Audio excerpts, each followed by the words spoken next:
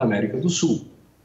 Temos ainda que levar em conta que o atual momento desmantelou alguns organismos multilaterais que poderiam ter um papel muito importante nesse cenário, como a Unasul.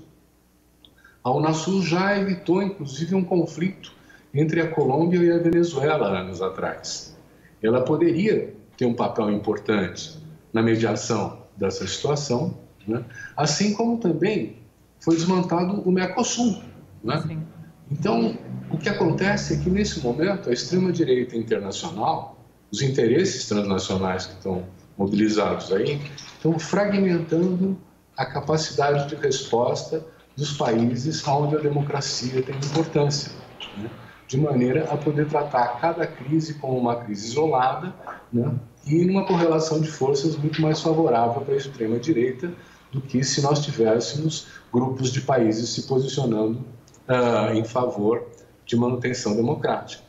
Sim. É lamentável também dizer que o governo brasileiro acabou de endossar, junto com os Estados Unidos, o bloqueio a Cuba, que é um absurdo. Só porque o país tem um outro regime político, que não é o do capitalismo, ele vai ser bloqueado e a população passa a sofrer, e já sofre há muitos anos, né, as limitações de um crescimento pelo impedimento do comércio, das negociações com outros países vizinhos. Né?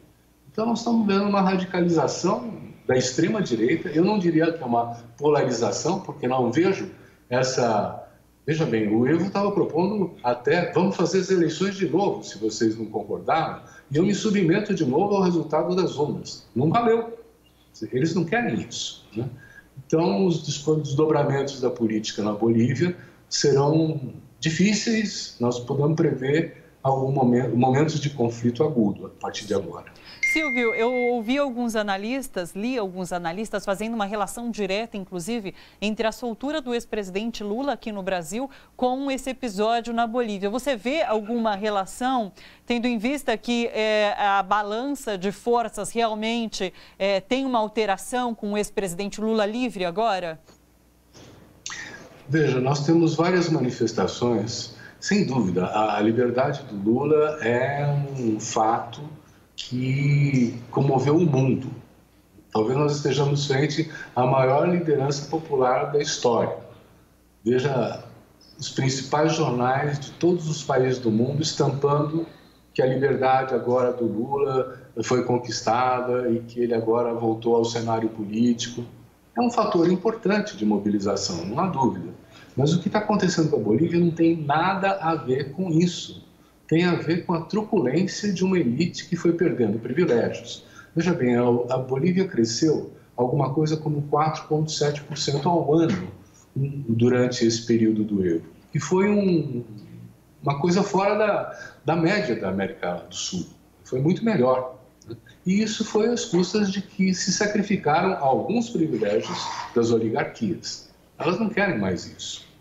Então, o fato de ter uma dinâmica de mobilização maior em função da soltura do Lula, eventualmente no Brasil, né, não traz paralelo com a questão da Bolívia. Ao contrário, quer dizer, demonstra que nós vamos assistir períodos mais difíceis na Bolívia daqui para frente. Sim.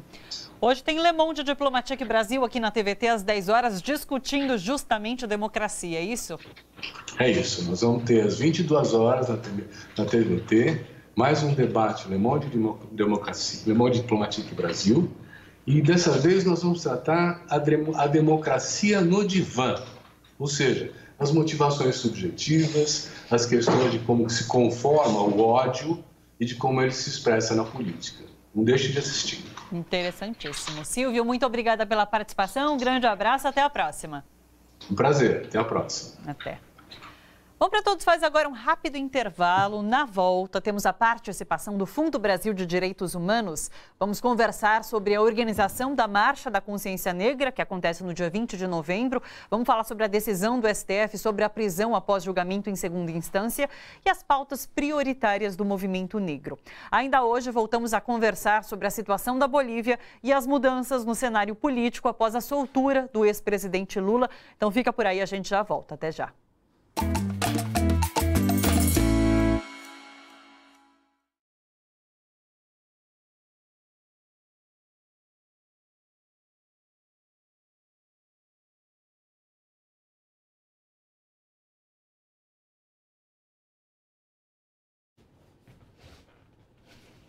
Oi, pessoal, boa tarde para todo mundo que acompanha a gente nas redes.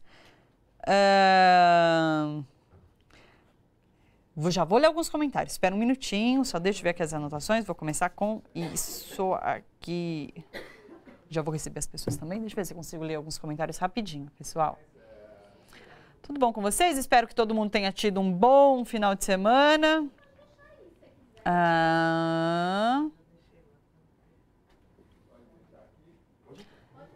Salete Farias está com a gente. Que barbárie é essa que aconteceu na Bolívia? O Fernando Gregório, pode entrar, Uli, pode vir. Fernando Gregório também está com a gente. Mira Fávero, boa tarde a todos. A Leila Araújo, boa noite, companheiros. Noite fria em Valência, na Espanha. Pode sentar isso, perfeito. Triste pelos acontecimentos na nossa pátria irmã Bolívia. Não temos nem tempo de celebrar a liberdade do Lula, disse a Leila Araújo. Olá, Milton, seja bem-vindo. Tudo bom? Prazer, Thalita. Pode se sentar. E o Gabriel, daí vocês definem ontem. Pode se sentar isso e o Gabriel senta aqui, então. Maravilha. Pronto. Nossa Senhora. O negócio tá feio aqui, né? Já estamos voltando, tá bom?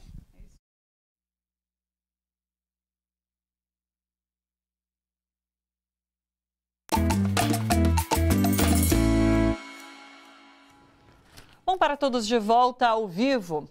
No dia 20 de novembro, Dia da Consciência Negra, milhares de pessoas vão às ruas em todo o Brasil reivindicar a plena efetivação dos direitos da população negra no país, que, segundo o IBGE, representa 54% dos brasileiros. O dito pacote anticrime do ministro Sérgio Moro e o genocídio da juventude negra têm sido temas centrais nos debates de movimentos negros que estão construindo a Marcha da Consciência Negra de 2019. Outra pauta é o encarceramento em massa, que afeta principalmente homens jovens negros. Eles são quase 65% da população encarcerada no país. Hoje é dia de participação do Fundo Brasil de Direitos Humanos aqui no Bom para Todos e vamos conversar sobre a história da Marcha da Consciência Negra, suas principais pautas este ano e como a derrubada da prisão em segunda instância pelo STF afeta especificamente a população negra.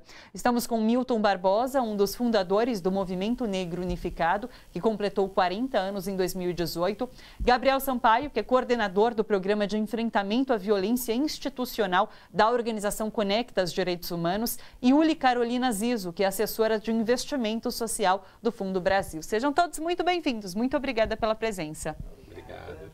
Eu vou começar, inclusive, com o Milton, porque olha só, eu peguei uma fala sua, Milton, da, se eu não me engano, Marcha do ano passado. E daí você disse o seguinte, até então tudo era um projeto de governo, mas falou, nós estamos presentes em todos os lugares, seja nos morros, nas favelas ou trabalhando na casa da elite, nós temos de ter a consciência para derrotar esse projeto genocida, que até então era só um projeto, mas que esse ano a gente vê muita coisa acontecendo em relação a isso também. Estamos aqui para salvar a vida daquelas crianças. E na ocasião você apontou algumas crianças, mas a gente pode remeter às crianças que estão sendo assassinadas, por exemplo, no Rio de Janeiro. Eu queria que você falasse um pouquinho especificamente sobre a pauta da Marcha da Consciência Negra nesse ano, nesse momento que o Brasil vive. Então, a Marcha tem uma preocupação muito grande com esse projeto de genocídio e que se abate especificamente sobre a população jovem e crianças, né? Tá vendo que estão acontecendo coisas incríveis aí, com crianças que nem têm noção de nada, eles estão sendo executadas, né? E também há um trabalho sistemático junto às prisões, né? Que esse projeto genocida, as prisões fazem parte importante nesta ação. A juventude negra, a grande maioria dos presos, presidiários são negros e negras, entendeu? E eles preferem investir em prisões do que em escolas e hospitais. Então, é uma ação muito pesada e o movimento busca reagir, a lutar, enfrentar de forma sistemática sobre essas coisas. Então, por exemplo, há uma frente nacional contra o encarceramento, que o Movimento Negro Unificado faz parte, não é? E há um trabalho sistemático a nível nacional para estar enfrentando essa violência policial, né? Então, é de fundamental importância nós estarmos denunciando as ações de violentas e racistas da polícia, né? em todo o país, né? Faz parte isso do nosso dia a dia e é importante trazer os trabalhadores para também participarem desse processo. Sim. Né? O movimento está completando 40 anos, completou ano passado, né? Um movimento bastante atuante. Sim. Por exemplo, o 20 de novembro, no dia 4 de novembro de 78, nós fizemos uma Assembleia Nacional em Salvador, Bahia, entendeu? Onde nós discutimos e decidimos transformar o 20 de novembro no Dia Nacional da Consciência Negra. Inclusive foi um processo difícil, tinha um cara na Assembleia Nacional em cima de um gravador, e naquele tempo, não é que nem hoje um celularzinho, você pega as coisas, mas era um catatal. O cara deitado em cima, de forma bem provocativa. Aí nós discutimos, né, cantamos, analisamos. A gente podia, por exemplo, ter tomado o gravador dele, dado um pau nele, mas aí a polícia invadia e acabava com tudo. O que interessava para nós era garantir o 20 de novembro como o Dia Nacional da Consciência Negra. Então nós deixamos rolar, mas criamos a data e é um processo que se esparramou para todo o país. Então, em todos os grandes centros, estão sendo realizadas essas marchas e nas escolas se debate, se fala da importância do Dia Nacional da Consciência Negra, o papel do Zumbi das Palmares, da Andara, né? Então, é um processo bem amplo mesmo, né? Claro. De ação e de luta, de Sim. trabalho de mobilização, de trabalho cultural, de ações educacionais, então... E também tem que ter ações em relação a essa coisa da mídia, né? Nós temos que montar uma estratégia nessa área aí também. De comunicação também, Isso. Claro. Agora, Gabriel, você falou muito sobre essa decisão do STF nesses últimos dias. E eu queria que você falasse sobre a relação dessa decisão com as pautas do movimento negro. A advogada que representou o Conectas lá durante essa sessão no STF, há uma advogada negra que falou sobre essa relação da pauta negra com essa decisão no STF. Eu queria que você explicasse para todos nós qual é essa relação. Com certeza. Foi muito importante que a Silvia pudesse representar a Conectas naquele momento no Supremo Tribunal Federal. Foi a única mulher a falar e foi a única mulher negra a usar da tribuna do Supremo Tribunal Federal. Isso diz muito sobre o país que nós vivemos e por que essa pauta é tão importante para o movimento negro. Sim. Veja, nós temos uma reminiscência muito clara do período de escravatura no país, né? Mais de 380 anos de escravidão e um país que não se reconciliou com a necessidade de estabelecer políticas públicas para efetivar de fato um país democrático. Isso não foi construído e o resultado disso é o retrato das nossas prisões e é o retrato das mortes violentas no país. 2/3 dos presos hoje são jovens negros, né? Das mortes violentas, que já são mais de 60 mil por ano, 75% são compostas por corpos negros. Então, é óbvio que o país sentiria o impacto e o efeito de não se resolver com essa crise histórica, com essa crise de destino.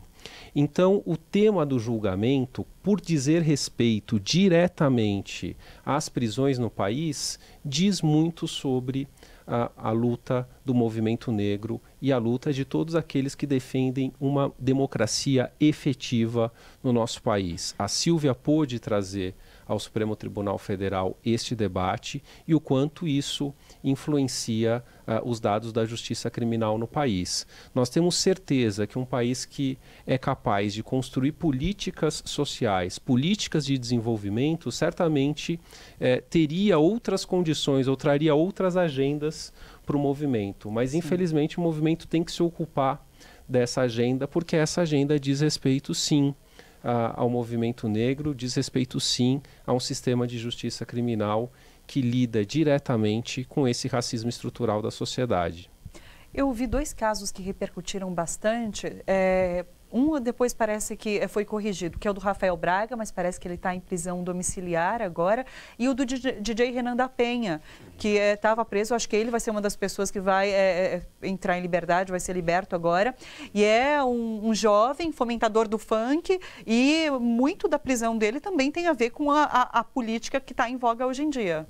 Nós vamos perceber em qualquer retrato que nós fizermos das prisões no nosso país, o quanto ela tem esse componente étnico, esse componente de classe social. Então, você citou 2 exemplos. Eu estudei no meu mestrado outros tantos exemplos na comunidade de Heliópolis, e em todo o Brasil nós vamos encontrar exemplos como esses.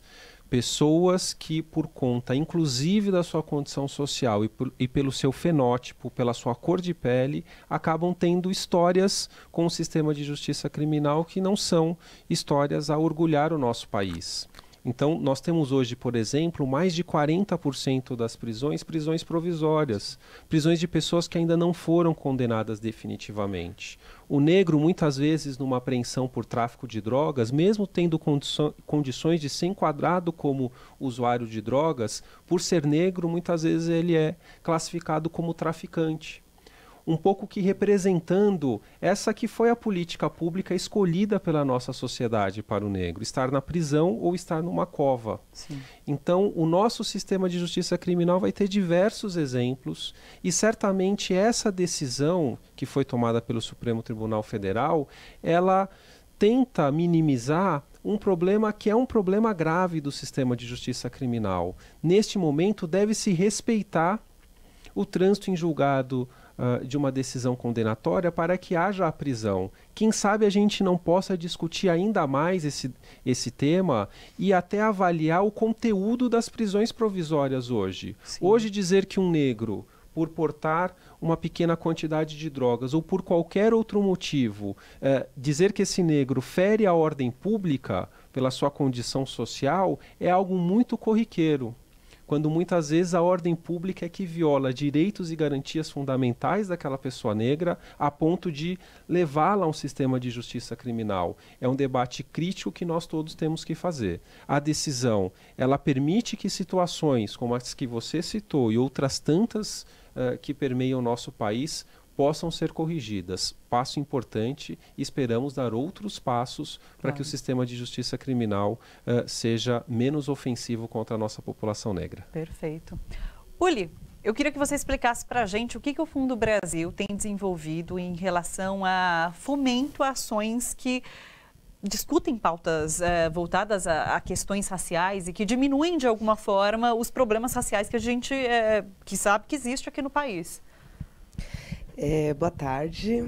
Então, o Fundo Brasil, ele já apoiou mais de 500 iniciativas em prol dos direitos humanos, dentre as quais aquelas que procuram combater o racismo e suas mais diversas decorrências, como a discriminação, o preconceito, a violência do Estado, o feminicídio, o extermínio da juventude negra também. Ou seja, desde a sua criação, o Fundo Brasil apoia os movimentos negros, apoia o enfrentamento ao racismo de modo geral. Em 2017, com a ajuda do Douglas Belchior, nós fizemos um mapeamento em todo o Brasil.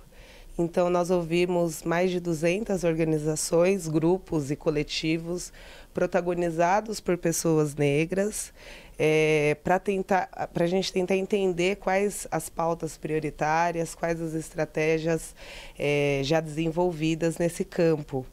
E, a partir daí, a gente desenhou um edital específico que se chama Enfrentando o Racismo a Partir da Base. Esse edital apoiou 10 iniciativas de todo o Brasil. E, então, é isso. A função do Fundo Brasil é promover os direitos humanos e apoiar financeira e tecnicamente as organizações que estão na ponta e que protagonizam essa luta toda. Sim. A gente vai agora para Pernambuco conversar com a coordenadora da Rede de Mulheres Negras e integrante também da Articulação Negra de Pernambuco, a Mônica Oliveira. Oi, Mônica, tudo bom? Seja muito bem-vinda aqui no Bom para Todos. Olá, Thalita. Eu que agradeço, né? É um prazer estar aí nesse diálogo com vocês. Olá, Milton Barbosa. Fomos companheiros de MNU, Gabriel e Yuli. Tudo bem com vocês? Eu queria que você falasse um pouco, Mônica, sobre o que a articulação vem realizando, porque vocês têm feito reuniões semanais para ajudar a construir a Marcha da Consciência Negra. E eu queria que você falasse um pouco sobre quais as pautas prioritárias que as mulheres negras estão colocando nessa marcha. Então, a Articulação Negra de Pernambuco, ela está sendo retomada, né? Porque essa articulação, inicialmente, ela atuou entre 2005 e mais ou menos 2010, né? E aí houve um certo gap de atuação, mas nós resolvemos retomá-la agora, a partir deste ano, também na esteira da articulação da Coalizão Negra por Direitos, né? Que é essa coalizão nacional de organizações negras. E aí, como uma forma também de reativar nossa articulação estadual e conectá-la com essa ação nacional da coalizão. Do ponto de vista da pauta das mulheres negras, nós temos algumas agendas prioritárias, né, aqui no Estado. Um primeiro é o enfrentamento à violência, né, porque nós, mulheres negras, continuamos sendo maioria em estatísticas como feminicídio, violência doméstica, né, e diferentes situações de violência. Nós temos trabalhado também no enfrentamento à mortalidade materna. As mulheres negras no Brasil inteiro são maioria, né, entre as mulheres que morrem de morte materna, e a gente sabe que isso é absolutamente definido pelo racismo institucional no sistema de saúde, né, e também, claro, pelas condições de vida, pela pobreza que atinge a população negra. Uma outra pauta muito importante para nós é a questão do genocídio da juventude negra, porque o genocídio da juventude negra afeta as mulheres negras de maneira direta, né? Nós somos as mães, as irmãs, as esposas, as companheiras desses jovens negros que morrem cotidianamente nesse país, né? Uma outra pauta importante também é a do encarceramento, né? Existe um dado que é um dado alarmante de que em 10 anos o encarceramento de mulheres aumentou mais de 600%, e nós sabemos que a maioria é de mulheres negras. Pernambuco, por exemplo, 82% das mulheres encarceradas são mulheres negras, né? Então, de maneira geral, essas pautas são as pautas mais fundamentais para nós, e nós estamos trabalhando por dentro da articulação negra no sentido de que essas pautas sejam visibilizadas na marcha do 20 de novembro. Eu vi que vocês também desenvolveram uma campanha que chama Mulheres Negras pela Vida. Essa campanha ela é da Rede de Mulheres Negras, né? Ela não é da articulação como um todo, ela é uma campanha da Rede de Mulheres Negras em parceria com a FASE Pernambuco. A FASE é uma ONG que trabalha com educação, né, formação de militantes há muitos anos. É uma ação conjunta e é uma campanha que visa não só interpelar a sociedade em torno dessa questão do enfrentamento à violência contra mulheres negras, né, trabalhando essas várias formas de violência, mas também de afirmar que nós, mulheres negras, também temos várias formas de resistência a isso, né? Nós não somos simplesmente vítimas da violência, nós somos sujeitas políticas que estão aí com diferentes estratégias de enfrentamento. Então, a campanha, de alguma forma, busca tanto fazer a interpelação, como também visibilizar essas formas de resistência, né? Sim. Mônica, parabéns pelo trabalho que vocês desenvolvem. Quero agradecer muito a sua participação aqui no Bom para Todas. Eu que agradeço, estamos sempre à disposição. Obrigada. Obrigada, Mônica. Um abraço, até mais. Tchau, tchau. Voltar aqui para o estúdio. Milton, nesses 40 anos, muita coisa foi conquistada, muita coisa positiva foi construída. Eu queria que você falasse um pouco sobre esse momento específico. Você vê como um momento de retrocesso, ou um momento em que as pautas estão mais vivas, mesmo por conta de rodarem pelas redes sociais, isso conseguir fazer com que se chegue a mais gente? Eu queria que você falasse um pouco sobre esse momento que o movimento negro vive. Nós vivemos um momento importante que a questão, por exemplo, do padrão de beleza, a beleza africana no Brasil, ela tomou todo o país. né? Então, cada vez mais a juventude negra toma consciência de que são africanos no Brasil, né? E com toda aquela coisa da miscigenação, que se tenta fazer uma manipulação, mas mesmo a juventude miscigenada, essas coisas todas, eles têm consciência de que fazem parte de um setor da sociedade que a classe dominante, a burguesia, que oprime todo mundo, todos os trabalhadores, tenta oprimir, reprimir, matar, né? Há um projeto de genocídio pesado sobre nós. Então, nós vivemos um momento importante, que a juventude se sente orgulhosa de estar com os cabelos trançados, o Black Power, né? Cabelo crespo. Então, isso é fruto de um trabalho sistemático do movimento negro, e o movimento negro unificado é a base dessa ação. Então, é um momento muito importante. Agora, tem que ter ações na área de comunicação, na área da educação. Houve conquista importante que esse novo governo extremamente reacionário tenta derrubar, mas será derrotado com certeza. Mas é um momento complicado, que se elegeu um presidente estúpido para um dos países mais importantes das Américas. Na verdade, foi uma manobra do setor militar. Quem vai governar provavelmente é o Mourão, entendeu?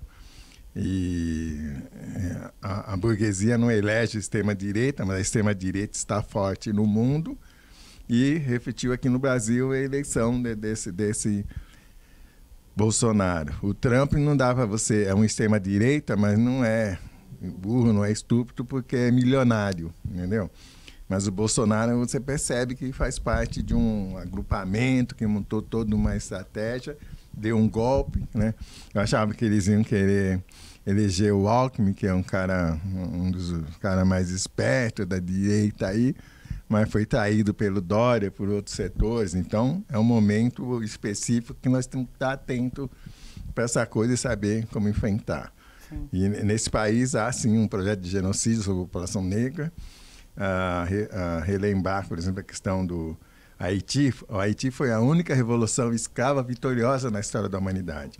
E serviu como exemplo, por exemplo, o Brasil, 2/3 de negros e negras eram livres, e tinha aquele 1/3 que lutava pela sua libertação, tendo como exemplo a Revolução do Haiti.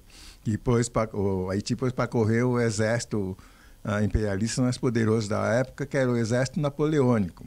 Então, era um exemplo importante, entendeu? E a burguesia no Brasil estava preocupada com essa coisa, porque os negros faziam tudo, costuravam, plantavam, faziam as comidas, entendeu? E eles estavam preocupados com o contingente populacional negro. Então, eles montaram uma estratégia para trazer o imigrante europeu para ocupar os postos no Brasil, e a partir daí se montou o projeto de genocídio da população negra. Então, é uma origem antiga, entendeu? Então, há formas de estar matando a nossa população, de uma violência policial, mau atendimento na saúde pública, entendeu? E nós temos que estar atentos e temos que enfrentar, temos que ter ações para isso, né? E nós estamos num momento rico, que o padrão de beleza dos negros e negras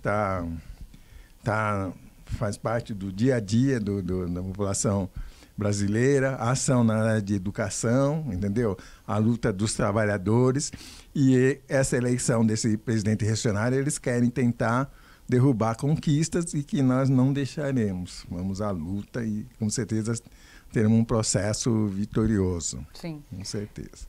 Agora, Gabriel, nessas discussões que estão acontecendo em relação à política e ao mundo jurídico, tem uma outra discussão que era para acontecer no STF, que é sobre a descriminalização das drogas. Era para acontecer em novembro, mas isso foi adiado, inclusive sem perspectiva de voltar a ser discutido. E você disse naquela fala anterior que é isso: o jovem negro que de repente é pego com droga, ele vai ser enquadrado como criminoso de uma forma diferente que o garoto branco que é pego com qualquer quantidade de droga. Por que é importante que se faça no país o debate sobre descriminalização de drogas? Esse é um tema fundamental, é o tema que tem maior relevância hoje para o atual processo de encarceramento em massa no Brasil. todos os números apontam que o grande crescimento do encarceramento, ele se deve à política de drogas, que é uma política extremamente equivocada. Equivocada, e isso não precisa ser nenhuma pessoa das mais radicais para fazer essa avaliação, mas essa é uma avaliação que diversos países no mundo já concluíram. Por quê? O fenômeno das drogas, sejam elas lícitas ou ilícitas, é um fenômeno que está na história da humanidade. Sempre que houve sociedade, houve o fenômeno de drogas, e isso é uma luta em relação à qual não se deve ter expectativa de que as pessoas de uma hora para outra deixarão de consumir as drogas. O fato é que uma política com o ímpeto de acabar com o consumo de drogas se reverteu, na verdade, numa política de extermínio de determinadas populações. E no Brasil, essa política se revela contra a população negra.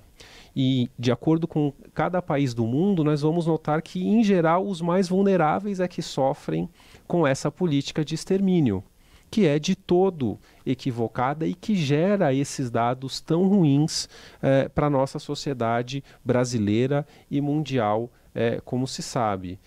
O grande argumento que se usa para essa criminalização das drogas em geral é o argumento da saúde pública.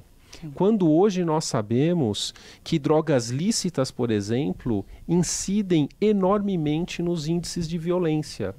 Quantos feminicídios não são praticados por homens movidos pelo consumo de álcool no Brasil, por exemplo? Mas o setor empresarial relacionado a essa droga lícita tem toda uma aceitação social. Sim. Em relação a outras drogas, como a maconha, por exemplo, que está sendo tematizada pelo STF com a possível descriminalização, por exemplo, nós temos dados, inclusive hoje, que apontam para sua relevância no uso medicinal. E o seu efeito, um efeito que pode ser aproveitado de acordo com as suas substâncias, as substâncias ativas dessa droga para, inclusive, ter efeitos medicinais. Então, o Supremo Tribunal Federal hoje debate esta política de drogas, mas, sobretudo, sobre a conveniência da descriminalização. Consumir droga não é um fator que gera um risco a um terceiro, como a gente bem sabe. A pessoa muitas vezes pode causar, se é que causa mal, a sua própria saúde. Sim. Então, em que pese e independentemente da visão social sobre esse fenômeno individual, nós não podemos abarrotar os presídios com pessoas que consomem essas drogas. E o Supremo Tribunal Federal tem a oportunidade, neste momento, de avaliar sob o ponto de vista jurídico que a criminalização de alguém pelo simples fato de ser usuário de drogas é uma violação grave de direitos humanos, além de ser um equívoco de política pública e uma ação desastrada do ponto de vista da criminalização e do sistema de justiça criminal. O resultado é o fortalecimento de organizações criminosas, seja do ponto de vista financeiro, porque a criminalização das drogas gera um impacto muito grande nas taxas de lucro, seja daqueles que comercializam drogas lícitas, seja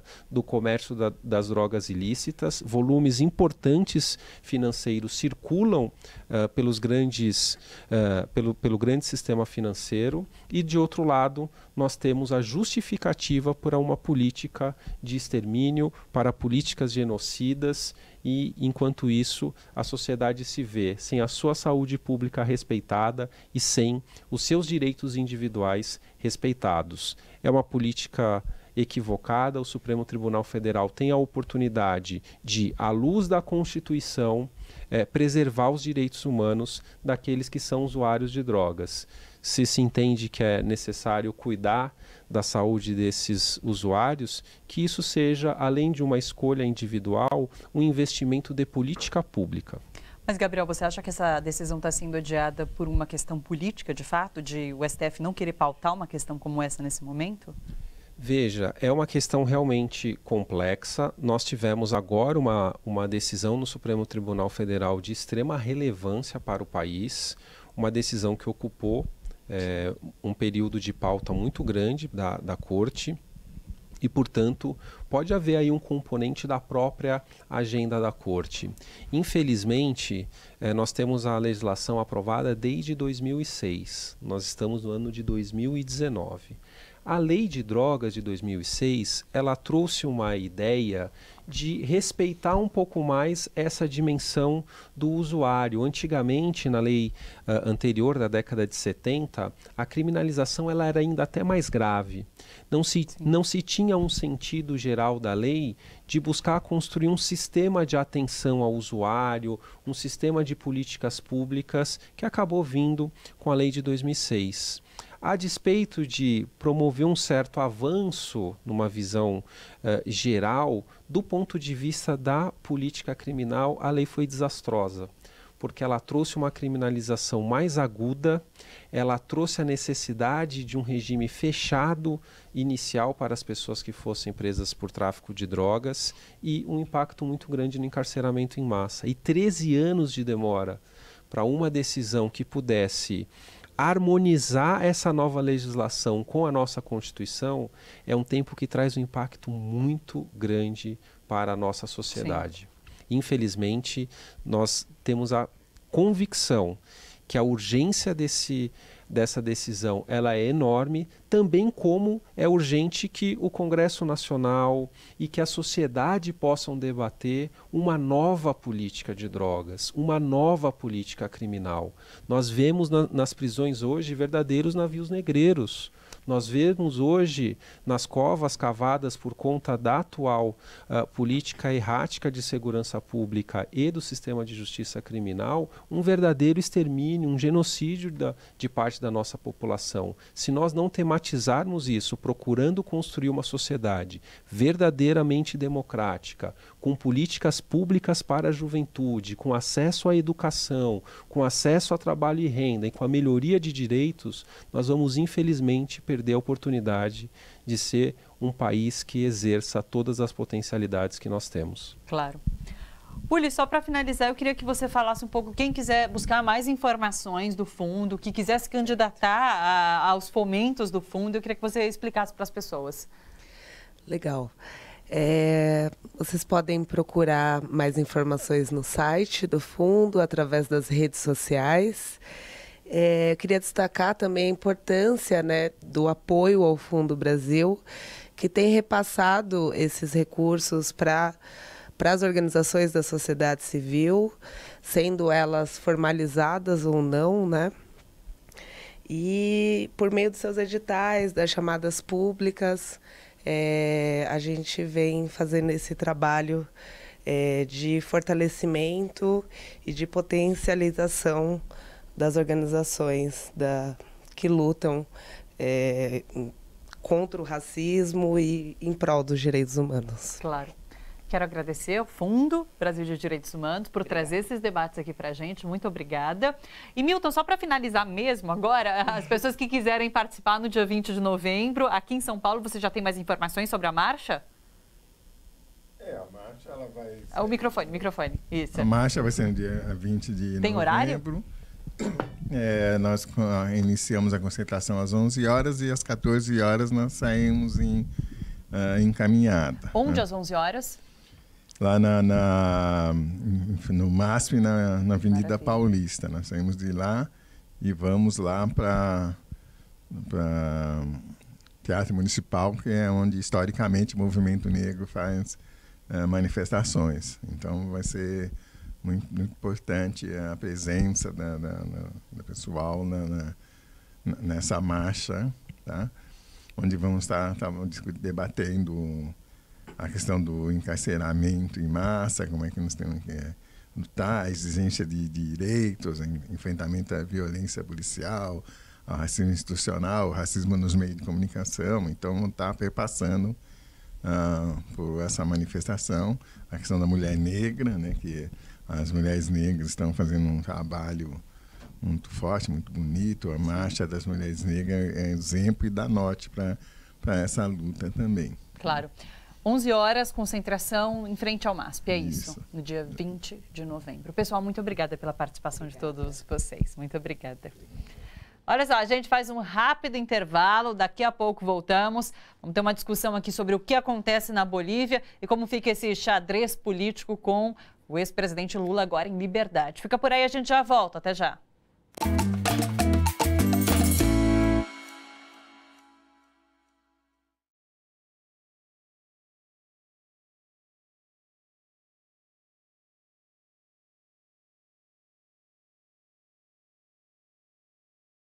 Muito obrigada, ficou tranquila.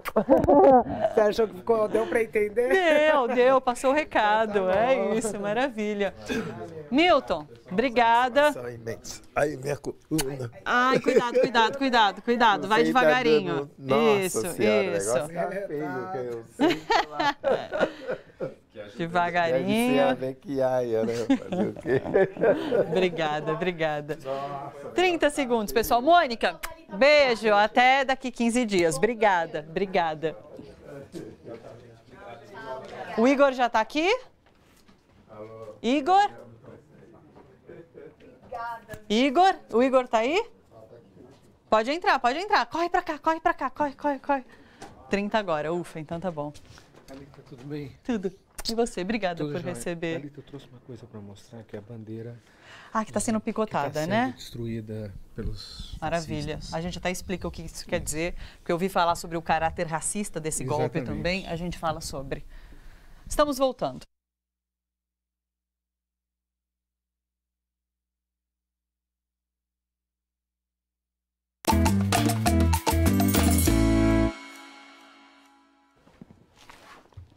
Bom, para todos de volta ao vivo. Bom, o xadrez político se altera com a peça Lula em Liberdade agora. Sobre isso e também sobre o golpe de Estado que a Bolívia sofre, conversamos agora aqui no estúdio com o professor de Relações Internacionais, Igor Fuser, da Universidade Federal do ABC. Bem-vindo, Igor. Muito obrigada por estar aqui presente com a gente hoje. Boa tarde, Thalita. Prazer estar aqui. Vamos lá. Não esquece do microfone. Isso mesmo, pronto. Pronto, aqui estou. Eu quero que você explique. Primeiro, a gente conversou com o Silvio Catiabava no começo do programa, ele falou um pouquinho sobre as características desse golpe. Eu tenho muita curiosidade sobre essa figura que é Camacho. De onde surge essa pessoa que agora se diz líder do país? E é uma figura, um advogado conservador, de direita, extrema. Eu queria que você falasse um pouco sobre quais essas configurações que levaram Camacho a esse papel nesse momento na Bolívia. Olha, esse Camacho, ele é praticamente um miliciano. Ele nunca teve uma participação na política democrática. Nunca foi deputado, nunca foi candidato a absolutamente nada. Ele é um playboy, já menos boy, porque já tem 40 anos, né, ligado a grupos de choque, de baderneiros, que na cidade de Santa Cruz, onde é o reduto da direita e da grande burguesia, do agronegócio boliviano, ele participa de grupos que já têm um histórico de muito tempo de atos de violência, de intimidação. Então, é um fascista, né, no pleno sentido da palavra, né, um sujeito truculento que não tem a menor qualificação, a menor legitimidade para ser líder de absolutamente nada, né? Então, um sujeito da pior espécie, né, que foi colocado pela burguesia boliviana na linha de frente desse golpe. Sim. Agora, para a gente entender, então, a linha de tempo de tudo que se passa na Bolívia, a Organização dos Estados Americanos se pronunciou dizendo que houve fraude nesse processo eleitoral. Evo Morales disse que chamaria uma nova eleição. E então veio esse golpe que fez com que, essa violência no país, que fez com que ele renunciasse. Foi isso, ou seja, novas eleições já tinham sido chamadas e mesmo assim um golpe aconteceu no país. Antes de mais nada, é preciso desmistificar, né, essa história, essa imagem em torno da OEA, da Organização dos Estados Americanos. A OEA é parte integrante desse golpe, né? O relatório de observadores da OEA afirmando, acusando, né, a Justiça Eleitoral boliviana de cometer fraude, o relatório já estava pronto antes de qualquer verificação, antes de qualquer apuração, né? Então, a OEA é um braço dos Estados Unidos, a OEA é utilizada de forma golpista também em outros países, como a Venezuela, ao mesmo tempo em que a OEA se omite em casos de violência generalizada contra manifestantes democráticos no Chile, no Equador, em Honduras, no Haiti e em outros países, né? O Evo, né, numa concessão, né, com vistas a manter a paz no país e manter a continuidade do processo democrático, né, diante das pressões fortíssimas que ele estava sofrendo, ele já tinha concordado em realizar novas eleições. Quer dizer, tudo aquilo que a oposição vinha pedindo, ele atendeu, né? Ainda que esses pedidos estivessem fora da norma, estivessem fora dos procedimentos legais, porque ele venceu a eleição no primeiro turno, né? Não há um menor indício de fraude na eleição boliviana. Ainda assim ele concordou, ok, se vocês querem, façamos uma nova eleição. Mas eles não queriam outra eleição, eles queriam derrubar Evo Morales, fosse como fosse, né? Então, quer dizer, na hora que Evo Morales atendeu esse pedido, eles disseram, não, nós não queremos eleição, fora, queremos que você renuncie, né? E iniciaram uma ofensiva criminosa, começaram a espancar pessoas, né? Começaram a queimar casas, a casa da irmã do Evo Morales foi incendiada, né? Deputados do partido governista na Bolívia, o Movimento ao Socialismo, passaram a ser agredidos nas ruas, né? Dezenas de casas queimadas, sedes de organizações populares destruídas por esses baderneiros, cujo líder é exatamente esse Camacho. Esse Camacho é um bandido, um baderneiro, um fulano da pior espécie que tinha que ser preso, condenado a longas penas de cadeia, né? É um nazista, né? Essa turma que é a vanguarda do golpe, né? E enquanto isso, né, os empresários bolivianos, né, os militares bolivianos, né, a embaixada dos Estados Unidos ficam na surdina porque já tem aqueles que fizeram o trabalho sujo, que são essas milícias juntamente com os policiais, né? Infelizmente, o governo do Evo Morales não conseguiu criar uma nova polícia.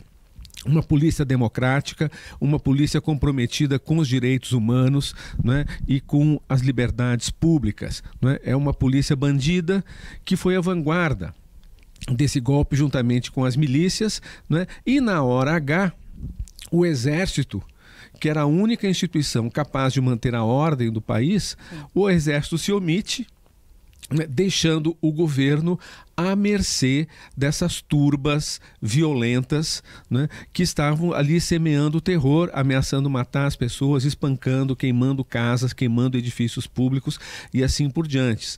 Então, quer dizer, o Exército, ao fazer isso, se tornou aquele que deu o golpe, né, de uma forma sórdida. Porque não é o golpe tradicional, como no Chile, onde as Forças Armadas assumem a vanguarda, bombardeiam o Palácio do Governo, ou como no golpe de 64 no Brasil, que você tinha os tanques de guerra na rua. O Exército deu o golpe por omissão, dizendo, nós não vamos fazer nada, né? Deixa os baderneiros, deixem os assassinos à solta para fazerem o que quiserem, porque nós não vamos intervir, né? Nesse momento, Evo Morales, juntamente com o vice-presidente e outras autoridades bolivianas, renunciaram, né? Então, não se trata de uma renúncia, né? Quer dizer, porque não foi um ato voluntário, né? Foi um ato obtido mediante a coerção, mediante chantagem e ameaça e prática de violência. Deve ser condenado veementemente, né, esse atentado à democracia na Bolívia. Vou chamar para essa conversa mais uma pessoa, é o jornalista Breno Altman, editor do portal Opera Mundi. Oi, Breno, seja bem-vindo aqui no Bom para Todos. Muito obrigada pela participação. Boa tarde. Breno, eu ouvi alguns analistas criticando justamente esse ato de Evo Morales em renunciar nesse momento. Alguns dizendo ali que ele deveria se mantido no controle para não dar argumento para quem está praticando esse golpe de que, de fato, existia uma fraude naquele processo eleitoral. Queria saber a sua opinião sobre isso. Olha, É muito complexo emitir uma opinião fora do cenário de disputas, sem controlar todos os elementos informativos, e enquanto o processo ainda está em curso. Agora, de fato, eu não conheço nenhum registro histórico no qual a renúncia de um presidente, a renúncia de um chefe de Estado, e ainda mais a renúncia coletiva, como o Igor salientou, renúncia forçada, imposta pelas armas, mas ainda assim, renúncia, eu não conheço nenhum caso histórico no qual a renúncia tenha alimentado a resistência. É muito complexa a organização de uma resistência contra um golpe de Estado, quando o chefe político, quando o líder político principal assume as consequências de um ato de renúncia, em quaisquer circunstâncias que sejam. Eu vou aqui fazer um paralelo com 2002 na Venezuela. O Chávez, em circunstâncias diferentes, mas com algumas semelhanças, também sofreu um golpe de Estado, um golpe civil e militar. O primeiro ato do Chávez diante do golpe foi chamar a resistência popular para o Palácio de Miraflores e jamais aceitou renunciar. Ao ser preso, ele preservou a sua condição de chefe político e em torno da sua libertação e do seu retorno ao poder é que se moveu a resistência que acabaria por derrotar o golpe de Estado. O Chávez foi derrubado no dia 11 de abril e retornou 48 horas depois, voltou ao governo em Miraflores. Aquela mobilização popular incentivada por Chávez e pela resistência de Chávez, pelo fato de que Chávez não aceitou renunciar, aquela mobilização popular também ajudou a dividir o exército venezuelano, a fazer com que os setores legalistas e antifascistas do exército venezuelano se alinhassem com a resistência e servissem como uma ponta de lança para derrotar os militares golpistas, os velhos partidos da burguesia, os meios de comunicação que se alinhavam com o golpe. Eu não quero, longe de mim, está longe das minhas capacidades, fazer qualquer juízo de valor sobre a atitude do Evo Morales. Antes de tudo, ele é uma vítima do golpe, ele não é o responsável pelo golpe, mas a decisão de renúncia, ela é uma decisão que tem consequências e tem referências históricas. A renúncia não é um impulsionador de resistência. Sim. Agora tem um outro ponto bastante importante, que é a questão do teor racista desse golpe. Inclusive o Igor trouxe a bandeira que está sendo queimada no país por essas pessoas. Deixa eu mostrar, por pessoas que, enfim, são contrárias ao governo de Evo Morales. E eu vi alguns vídeos, inclusive, tem essa bandeira no uniforme do Exército e alguns membros do Exército tirando e cortando essa bandeira também. Eu queria que vocês dois, vou começar aqui com o Igor falando um pouco, depois eu volto para o Breno, sobre esse teor racista desse golpe. É preciso deixar claro, antes de mais nada, Thalita, que Evo Morales, ele foi deposto não por algum erro que ele eventualmente tenha cometido, mas ele foi deposto pelo que ele fez de bom para a Bolívia. Evo Morales governou a Bolívia por 13 anos e foi um período de grande melhoria nas condições de vida dos bolivianos, de diminuição da pobreza, de conquista de direitos, de melhora econômica do país. A Bolívia tem o melhor desempenho econômico em toda a América Latina, com taxas de crescimento, uma média de 4 a 5% ao ano nos últimos 10 anos. Não existe um único escândalo de corrupção de grandes proporções na Bolívia, né? Quer dizer, essa questão não está colocada. A honestidade... Perdão, Breno? Redução da pobreza e da miséria. Diminuição imensa da pobreza, da miséria, auxílio à infância, auxílio aos idosos, conquista de aposentadoria, enquanto aqui no Brasil esse governo do Bolsonaro está acabando com a aposentadoria dos trabalhadores. Na Bolívia, os trabalhadores conquistaram pela primeira vez na história o direito a uma aposentadoria digna. Evo Morales está sendo deposto por coisas como essas, pela defesa dos indígenas. É o primeiro índio a ser presidente num país em que a ampla maioria da população se declara indígena, que falam inclusive os idiomas indígenas, quechua e aimara. A Bolívia não é um país branco, é um país indígena.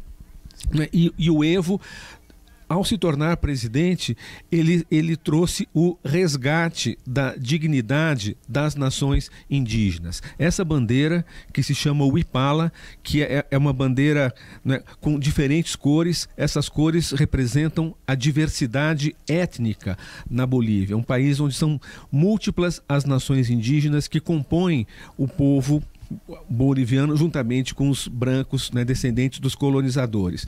Esse golpe foi dado pela elite branca, rica, privilegiada, pela burguesia, pela classe empresarial boliviana, aliada aos Estados Unidos, que estão presentes em todos esses golpes pela América Latina. O que eles estão fazendo agora é humilhar os indígenas, né? Eles retiram essa bandeira, arrastam essa bandeira no chão, tentam colocar no lugar a cruz. Não é? Nada contra, evidentemente, a religião cristã, mas é a religião cristã utilizada como instrumento de domínio, né? De humilhação do outro, de humilhação da maioria indígena e pobre da Bolívia. Né? Então, quer dizer, é um golpe que tem esse conteúdo muito fortemente racista. Né? Sem encontrar um machismo, um bandido que se faz chamar de macho, porque o nome dele é Camacho. Então, imagina o nível, né? É o nível do Bolsonaro, né? Esse chefe das hordas golpistas bolivarianas, ele é até apelidado de o Bolsonaro da Bolívia, mas é pior do que o Bolsonaro, porque o Bolsonaro pelo menos foi eleito deputado, tem ali a sua base eleitoral, né? Na Bolívia nem isso, né? Quer dizer, então é o banditismo. Veja uma coisa, Thalita, a Bolívia está sem governo, não tem governo. Sim. Porque o Evo foi obrigado a renunciar, juntamente com o vice-presidente Álvaro Garcia Linera, né? Os próximos na linha sucessória, que são todos membros do partido do governo, também renunciaram, né? Então, a Bolívia hoje está nas mãos de ninguém. Está na mão justamente dessas hordas, né? Vão tentar legitimar esse golpe, né? Vai ser uma questão complicada, porque vão ter que reunir o parlamento e o partido do governo, o Movimento ao Socialismo, tem maioria nesse parlamento, apesar das renúncias, né? Então, o que a gente pode prever para os próximos dias é a continuidade desse processo de intimidação, de violência, né? Assim como o surgimento que já se nota, né, das primeiras iniciativas de resistência em vários lugares da Bolívia. Os movimentos sociais, né, estão se organizando para fazer frente ao golpe. Nesse sentido, a libertação do ex-presidente Lula nesse final de semana, você acha que vai ter um impacto positivo na formação na força progressista na América do Sul e vai fazer com que essa força seja capaz de enfrentar o que acontece na Bolívia de alguma forma? Breno? Eu creio que tem uma influência muito importante. O presidente Lula, não apenas dentro do Brasil, como na América Latina, tem uma enorme repercussão. Ele junto com Evo Morales, que agora renuncia, a liderança principal daquele ciclo de governos progressistas que começam a ser eleitos a partir de 98, quando Hugo Chávez vence as eleições da Venezuela. O presidente Lula tem muito prestígio, muita influência nos países latino-americanos. É claro que as situações dos países, fundamentalmente, é decidida dentro dos seus territórios, não é? Não existe a possibilidade, não é por uma intervenção externa que as situações se resolvem, fundamentalmente pelas forças que se consegue acumular dentro do seu próprio território. Agora, eu creio que a libertação do presidente Lula, ele é um impulsionador das lutas na América Latina e pode ser um elemento de unificação dessas lutas por todo o continente, de ampliação da solidariedade, de construção de um bloco anti-imperialista mais ágil, mais possante, com maiores condições de combate. E, evidentemente, por outro lado, a libertação do ex-presidente Lula também coloca a direita, não apenas a direita brasileira, mas a direita continental e também os seus tutores na Casa Branca, de cabelo em pé. Ou seja, a possibilidade de que o ex-presidente Lula, libertado, possa impulsionar a resistência no Brasil, possa construir uma alternativa de esquerda, uma nova alternativa de esquerda no país, e que essa alternativa de esquerda possa ser viável e chegar ao governo em menor ou maior tempo, isso é um fator que poderia levar à desestabilização do campo conservador na América Latina pelo peso econômico e político que tem o Brasil.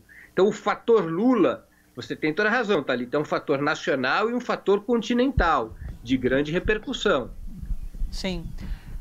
Há relatos, inclusive, lá na Bolívia, de que mineiros e o povo campesino estariam em marcha para esse local onde se dá o conflito maior. Vocês acham que há possibilidade de um acirramento desse conflito, tendo em vista as forças que estão jogando ali no país? Olha, eu tenho acompanhado com bastante detalhe os desdobramentos do golpe na Bolívia, né? E o que a gente vê no discurso dos próprios movimentos sociais, né, é que nesse momento a tarefa que se coloca em primeiro lugar é a preservação da vida dos dirigentes, da vida dos militantes, porque eles estão lidando com gente muito barra pesada, né? E esses golpistas, eles já deixaram claro que eles não têm o menor problema em assassinar pessoas, em queimar casas, em cometer qualquer tipo de ato de violência, né? Então, quer dizer, nesse primeiro momento, há um recuo para reorganização. Quer dizer, ontem houve atos de resistência, esses atos de resistência foram reprimidos a bala, muitas pessoas feridas, bala de verdade, de chumbo, né? Então, quer dizer, a luta na Bolívia não vai se resolver agora. Sim. O golpe está dado, o golpe está consumado na Bolívia. Esse golpe tem que ser denunciado, tem que ser denunciada a ilegitimidade desses novos governantes na Bolívia. Que eleição é essa? Que eles, se é que vão fazer eleição, se eles fizerem eleição, uma eleição com base na intimidação, com base no medo, com base na impugnação de lideranças políticas. Veja como é parecida a situação, né? Dadas todas as diferenças, no Brasil, para eles consolidarem o golpe, tiveram que impugnar o Lula, impedir que o Lula fosse candidato e mantê-lo na cadeia. Na Bolívia é a mesma coisa, eles têm que tirar de cena o Evo Morales, como estão fazendo agora, pelo golpe, pela intimidação. No Equador, né, a mesma coisa. Só não conseguiram fazer na Bolívia, né, onde a ex-presidenta Cristina... Na Argentina. Sim, né, na Argentina, a ex-presidenta Cristina Kirchner conseguiu, numa manobra política, né, se lançar candidata a vice-presidente, apoiando um outro candidato que ganhou as eleições. Né? Mas é dessa maneira que funciona a extrema-direita na América Latina e as forças empresariais, porque por trás de tudo isso está o dinheiro. Então, grandes empresários, né, grandes senhores de terras, o agronegócio da região leste da Bolívia, de Santa Cruz de la Sierra, aqueles que são sócios das empresas americanas e que estão muito chateados porque o Evo Morales nacionalizou o gás da Bolívia e colocou a renda do gás, que é a maior riqueza do país, a serviço das políticas públicas, a serviço da saúde, da educação, da moradia popular, da aposentadoria. Então, um dinheiro que ia para o bolso dos mais ricos e para o bolso das empresas estrangeiras e que a riqueza do país passou a ser revertido em favor do povo boliviano. Então, quer dizer, são essas as questões que estão em jogo. A independência da Bolívia. Pela primeira vez, os bolivianos, eu conheço muitos bolivianos, inclusive que moram no Brasil e que moram lá, pela primeira vez eles passaram a ter orgulho de serem bolivianos. Um país que sempre foi conhecido pelo narcotráfico, né, pela miséria, pelos golpes de Estado. Agora a Bolívia volta a essa tradição lamentável que parecia que tinha ficado para trás na história nos anos 80, dos quartelaços, dos golpes, né? Então é um retrocesso muito triste que nós estamos vendo na Bolívia, mas que há de se reverter, porque o povo boliviano já deu tantas vezes mostra de coragem, de disposição de luta. E essa disposição de luta vai continuar. Essa história não terminou aí. Essa história ainda vai rolar por muito tempo e a gente ainda vai ver com muita alegria o povo boliviano se levantar contra os seus opressores, contra esses golpistas canalhas que precisam ser varridos da face da terra. Breno, o Igor Fuser fez esse comparativo com 2016 e o que a Bolívia passa, e a gente sabe o papel que a imprensa no país, no Brasil, teve em 2016 e em 2018. Eu queria que você analisasse para a gente, trouxesse informações para a gente sobre como a mídia na Bolívia está tratando esse golpe. Você tem essas informações? Sim, embora na Bolívia a mídia mídia não seja tão monopolizada e tão alinhada ideologicamente, há setores da mídia mais progressistas, os principais meios de comunicação jogaram e jogam um peso fundamental no processo de articulação do golpe de Estado. Basicamente, eles fazem parte do bloco golpista, meios de comunicação controlados pelas oligarquias bolivianas. O Igor fez uma referência sobre o tema do racismo, que no caso da Bolívia, ele tem localização regional, porque de onde sai o golpe? O golpe sai de Santa Cruz. Santa Cruz é a região na Bolívia, a cidade na Bolívia, na qual se concentra esta oligarquia branca e racista secular, que historicamente sempre controlou as riquezas do país. Santa Cruz exerceu, até a ascensão de Evo Morales, a hegemonia sobre o Estado boliviano ao longo dos séculos. Não é? E essa região de Santa Cruz, ela é muito rica, ela concentra grandes fortunas, concentra as propriedades, as riquezas desses setores sociais aos quais o Igor se referiu, que historicamente se apropriaram das riquezas minerais da Bolívia, que são extensas. Antigamente era o estanho, hoje é o lítio, enfim, é o gás. A Bolívia é um país muito rico, de um povo miserável e de um país que nunca teve um Estado nacional até a ascensão do Evo Morales. A Bolívia era um entreposto, ela tinha uma administração neocolonial. Chegou ao cúmulo na época do governo Goni, do qual Carlos Mesa, que agora concorreu contra o Evo, era o vice-presidente. O Goni falava espanhol com sotaque inglês. Era uma administração neocolonial aberta, a céu aberto. Não é? Só com o Evo foi ter um Estado nacional. Então, são características desse processo. E, evidentemente, que os instrumentos de comunicação, os veículos de comunicação, os monopólios de comunicação na Bolívia, também exerceram, historicamente agora, esse papel de ferramenta para a construção do bloco conservador e para a construção desse movimento golpista. Os meios de comunicação foram decisivos para criar um clima de instabilidade, para criar um clima de sabotagem, para criar um clima de desestabilização. Sim. Breno, quero agradecer demais a sua participação aqui, a sua disponibilidade para a gente. O Breno faz sempre aquelas transmissões dos 20 minutos na história, que são essenciais para entender o que acontece no mundo todo, enfim, sempre falando sobre temas diferentes. Muito obrigada pela participação, Breno. Obrigado pelo convite, Thalita. Igor, um grande abraço. Forte abraço, Breno. Um abraço, até mais, até a próxima. Voltando para o nosso estúdio, Igor, na semana passada teve aquele episódio que chamou bastante atenção, que foi o da prefeita, que foi sequestrada de uma cidade da Bolívia, uma prefeita do mesmo partido de Evo Morales, e assim, foi um absurdo o que fizeram com ela. Então fizeram ela caminhar na rua, cortaram o cabelo dela, tingiram ela com tinta vermelha, rosa, enfim. Já dava para a gente perceber uma escalada nessa violência que se consumou nesse golpe de hoje? Exatamente. O que se passou, né, nos últimos dias na Bolívia, nos 10 dias mais ou menos que antecederam o golpe, foi uma escalada de violência, de intimidação, com forte conteúdo racista, né, e um forte conteúdo machista. Né? Quer dizer, fazer isso ainda, né, quer dizer, uma indígena e mulher. Né?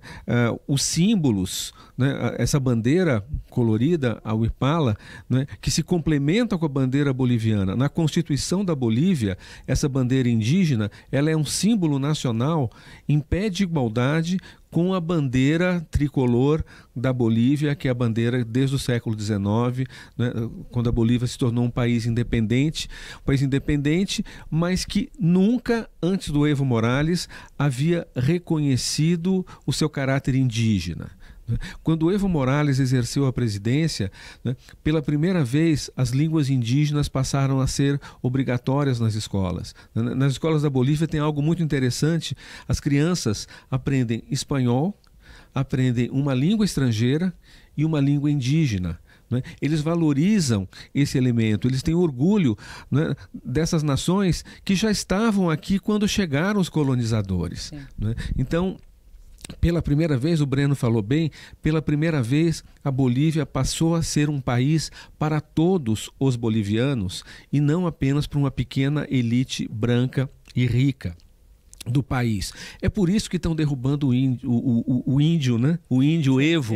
Eles não admitem isso, que a Bolívia seja governada pelos indígenas, que uma outra indígena, Adriana Salvatierra, fosse a presidenta da Assembleia Nacional, que outro indígena fosse o chanceler da Bolívia, representando a Bolívia no exterior, que diplomatas indígenas fossem ocupar embaixadas e consulados da Bolívia pelo mundo afora, né? Eles não admitem isso, que as comunidades indígenas passassem a ter uma melhoria na sua posição social, saindo da pobreza, saindo da miséria, tendo acesso à universidade, vivendo melhor, né? Então, agora vem, né, essa reação, né, da elite do dinheiro e da cor branca, né, tentando recuperar o poder na Bolívia, né? E a mídia brasileira, infelizmente, né, ela esconde a verdade sobre a Bolívia, né? Esconde o fato por que o Evo está sendo derrubado, né? Ele não foi antidemocrático, não houve fraude eleitoral. Não houve nenhum indício, nenhuma comprovação de fraude eleitoral, né? Discute-se a possibilidade dele ser candidato a mais uma reeleição. Mas isso ele conseguiu na justiça, né, pelo judiciário, né? Mas, e alguém até pode discordar, puxa, tantas reeleições do presidente Evo Morales, mas a reeleição é o seguinte: se o povo quer, ele vota. Se o povo não quer, vota em outro, né? Isso é a democracia. Na Alemanha, Angela Merkel está há quantos anos? São 4 mandatos, está há mais tempo do que o Evo Morales, e ninguém diz que a Alemanha não é um país democrático, né? Então, é preciso olhar com clareza essas questões, né? Agora, o que a gente tem é isso, um presidente em pleno exercício do seu mandato, né? O mandato do Evo Morales da eleição anterior vai até janeiro do ano que vem, né? É derrubado na ponta do fuzil, né? Só faltou apontarem uma arma para a cabeça do Evo Morales para que ele renunciasse, né? Foi algo próximo disso, mas as famílias, uma coisa muito sórdida, muito covarde, Thalita, estavam ameaçando as famílias dos ministros. Vários ministros e parlamentares do partido da esquerda, do governo, né, o movimento ao socialismo, renunciaram. Ou você renuncia, ou nós vamos matar os seus familiares, vamos matar sua mãe, vamos matar sua irmã, vamos matar os seus filhos, né? Era nesse nível. Isso é coisa de máfia. Sim. Isso é coisa de bandido. Então, é preciso a gente ter consciência, né, do ponto em que as coisas chegaram na Bolívia. O atentado à democracia e o atentado à própria civilização que está ocorrendo no país vizinho. Inclusive, vários dos funcionários e ministros pediram asilo político na Embaixada do México. Então, eles correm risco de vida, de fato. Agora, vamos parar um pouquinho a Bolívia. Acho que deu para a gente entender bem o que acontece. Queria trazer de volta a discussão aqui para o Brasil, para a política no país, após a soltura do ex-presidente Lula. Queria saber qual a sua opinião sobre esse xadrez político, como está sendo chamado, esse xadrez de forças com a soltura do ex-presidente. E como que isso vai ser encaminhado a partir de agora? Porque muita gente fala no acirramento de uma polarização que existe no país. Isso seria, de fato, às vezes lucrativo para o bolsonarismo, ter um inimigo em comum agora solto. Eu queria que você falasse um pouco sobre tudo isso que acontece na política no país. Olha, bom, a polarização no país, ela é inevitável e ela parte do próprio governo, né? Na hora que o governo ataca da maneira como está atacando os direitos dos trabalhadores, os direitos trabalhistas, direitos de aposentadoria, né, que promove essa brutal concentração de renda no país, né, que promove o desemprego nessa escala, né, de motorista de Uber e ciclista que entrega lanche ser considerado um modelo de empreendedorismo, como se isso que é bom para todos, que é praticamente um trabalho escravo, né, disfarçado de empreendedorismo. Na hora que o governo vai nessa linha, entregando as nossas riquezas naturais, o pré-sal para o capital estrangeiro dessa forma descarada, como está sendo feito, é o próprio governo que está polarizando, né, e a existência de uma oposição que vai polarizar contra o governo é mais do que necessária, né? A libertação do ex-presidente Lula permite que a oposição agora se unifique. Faltava um líder para a oposição. Agora já existe esse líder que é o ex-presidente Lula. Ninguém tem mais legitimidade do que o Lula para comandar a oposição ao governo do Bolsonaro, né? Agora, é preciso ter claro o seguinte, que a libertação do Lula a gente comemorou, a gente ficou muito feliz, né, nesse sábado, né? O Lula esteve aqui do lado, aqui em São Bernardo, fez aquele lindo discurso, aquela festa, né? Agora, isso tem que ser só o começo, né? Lula já disse, eu estou de volta à luta, eu vou sair pelo país levando a minha mensagem a todos os brasileiros. É importante que essa luta tenha grande dimensão, porque senão não é simplesmente a magia, a lenda, né, o carisma e a simpatia do presidente Lula que vão mudar as coisas. Ele está aqui entre nós, livre novamente, né?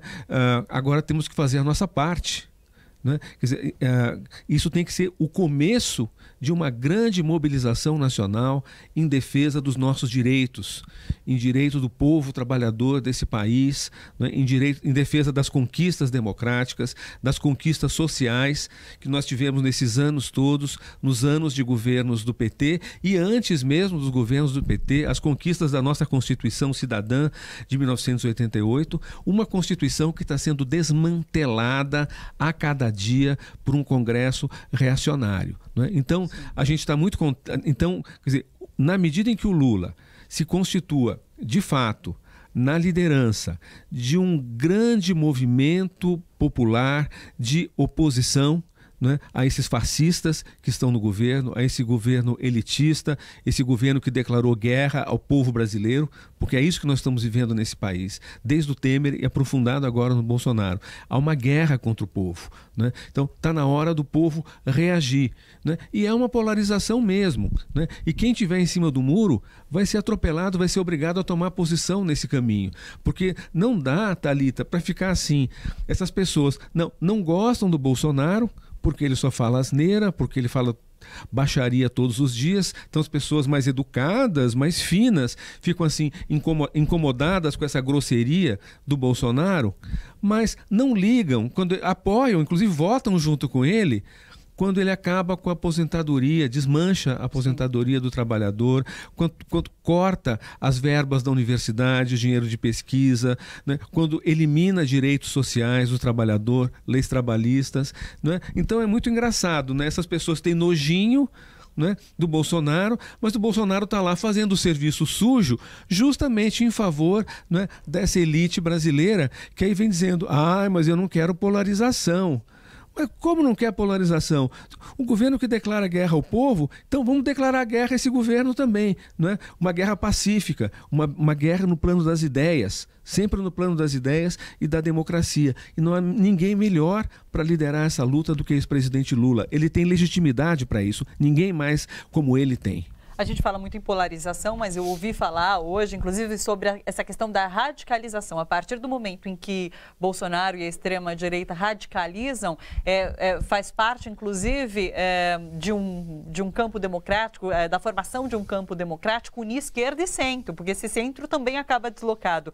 Você acredita sobre na formação desse campo democrático de forças que una, de fato, a esquerda e até o centro para combater o que, de fato, a extrema-direita está fazendo?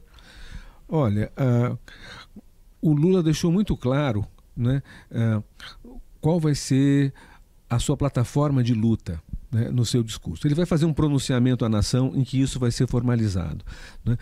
Lula vai lutar por direitos do povo, vai lutar para que o povo, né, não continue empobrecendo do jeito que está empobrecendo, né, nesses últimos 3 anos, desde que derrubaram a Dilma, né? Isso que está visível.